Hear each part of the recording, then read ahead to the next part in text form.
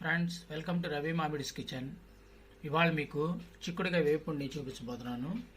ఈ చిక్కుడుకాయల్ని ఇలా కట్ చేసి పీచు తీసేసుకొని కుక్కర్లో ఒక 2-3 విజిల్స్ రానిచ్చుకోండి చాలు.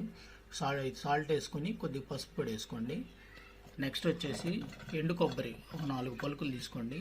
అల్లం ముక్క చిన్నది ఒకటి తీసుకోండి. ఒక 4 పచ్చిమిర్చి ఇలా కట్ చేసి పెట్టుకోండి.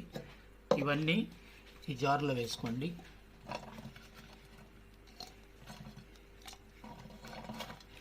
ఇవన్నీ జార్లో వేసేసుకొని మిక్సీ పట్టుకోండి. ఇవి ఇలా జార్లో ఇందాక మనం కొబ్బరి పెట్టుకున్నాం కదా, పచ్చిమిర్చి అవన్నీ పేస్ట్ చేయండి. దీంట్లో చూసారుగా అలా పేస్ట్ చేసుకోండి.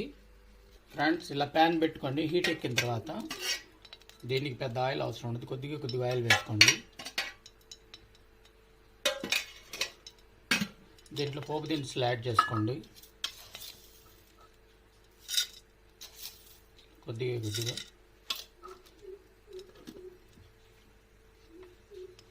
తాలింపులు పోపు దినుసులు వేగిన తర్వాత దీంట్లో కరివేపాకు వేసుకోండి.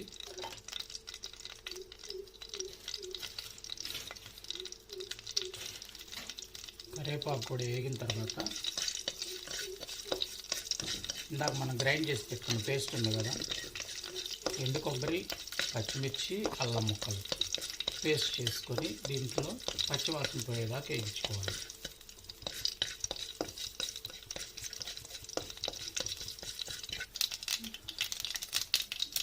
ఫ్రెండ్స్, కొద్ది మంట తగ్గించుకోండి. లో ఫ్లేమ్లో పెట్టుకొని ఇందాక మనం చేసుకున్న ఈ పేస్ట్ని దీంట్లో వేసుకోండి.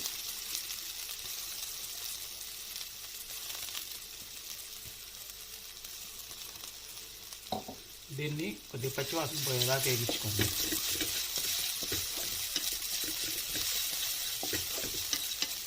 దీంట్లో పేస్ట్లోనే ఉప్పు కూడా యాడ్ చేసుకుని వేసుకోవచ్చు. నేను సపరేట్గా వేస్తున్నాను.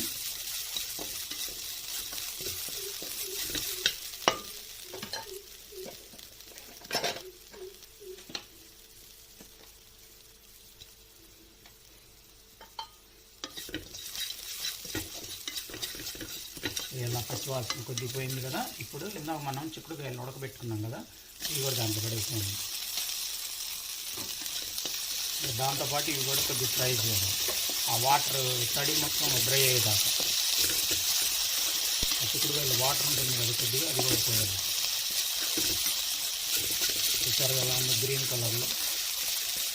చపాతీస్లో బాగుంటుంది. రైస్లో కొద్దిగా నెయ్యి వేసుకొని వేడి అన్నంలో తినండి, చాలా అద్భుతంగా ఉంటుంది. దీంట్లో కావాలంటే కొద్ది కొత్తిమీర కూడా యాడ్ చేసుకోండి. నా దగ్గర లేదు, ఇంకా యాడ్ చేయట్లేదు. Thanks for watching Ravi Mamidi's kitchen.